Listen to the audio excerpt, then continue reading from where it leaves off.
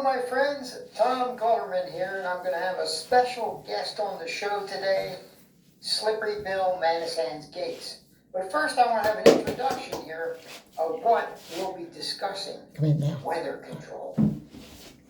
We once famously said, everyone complains about the weather, but no one ever does anything about it. Well, instead of doing a rain dance, we physicists are firing trillion-watt lasers into the sky to actually precipitate rain clouds and actually bring down lightning bolts. This is potentially a game changer. But this is experimental. It's experimental, however, in the laboratory so far it works. When you have water vapor and you have dust particles or ice crystals, you can precipitate rain. It condenses around the seeds. These seeds can also be created by laser beams. By firing trillion-watt lasers, you rip apart the electrons, creating what are called ions, and these ions act like seeds, like dust particles, bringing down rain and even lightning. Good. Well, this fascinates me in part because, too, I remember reading the stories that China had used this during the Olympics, that the USSR had used this after Chernobyl to create rain clouds. I mean, did those really work then? We have some of these capabilities now? Inconclusive. Even in the 60s, the CIA used this to bring down monsoons during the Vietnam War, to wash out the Viet Cong. Governments have been... Was alleged to. Alleged to. Alleged to, right. Yeah. Now, we realize that for decades now, these governments have been alleged to have experimented with weather control, but nothing conclusive. This time we're bringing in the laws of physics rather than simply waving our hands and uttering mumbo-jumbo. We're actually using trillion-watt lasers. Big events and sensitive buildings, military, droughts and floods. Let's stop right there. You can actually bring down electricity down the beam. So what does it mean for drought areas that need to have rain for crops, and if they don't have them, the consequences of famine? I'll let Bill take care of that. If it's a clear blue sky, it's not going to do anything at all, because it only takes water vapor that's already in the air and condenses it.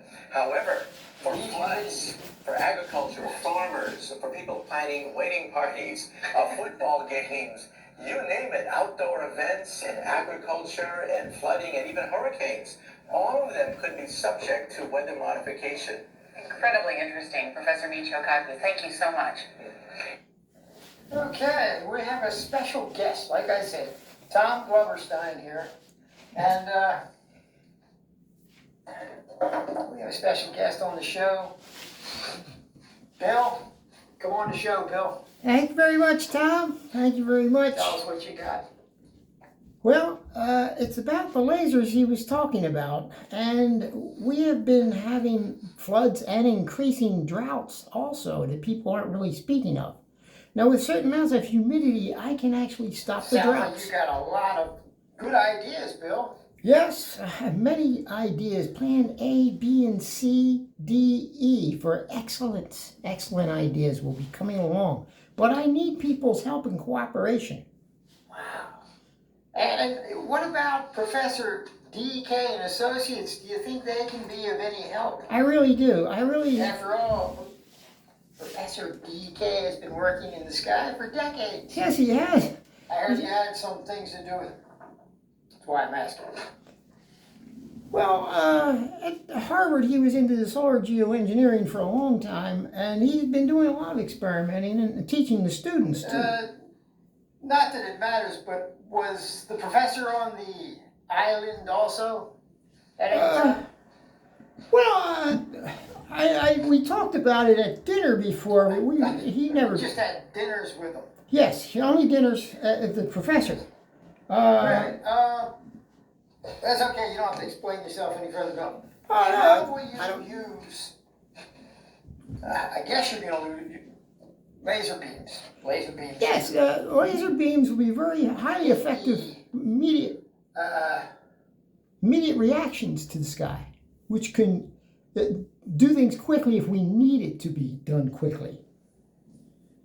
You know, in case if there's an moisture emergency. In those clouds should be affected. Yes, always need moisture. By the heat of the laser beam as soon as you immediately. Which would cause a reaction Exactly. very quickly. Exactly, very quickly. There are a lot of clouds circulating, and you hit those lasers at Precisely. At the right time. Yes, precisely. I'm sure you could really get the weather to change quickly. Yes, very quickly. Certain gases in the sky would coagulate with the circulation of the jet stream, and the lasers would heat these particles. Then there would be chemical reactions. Naturally, there would be chemical reactions, not that we would have to add chemicals. Well, sounds like it could be dangerous too, Bill. Well, Very dangerous. well, we have planes and expert flyers that can come across and drop whatever Yes, kind.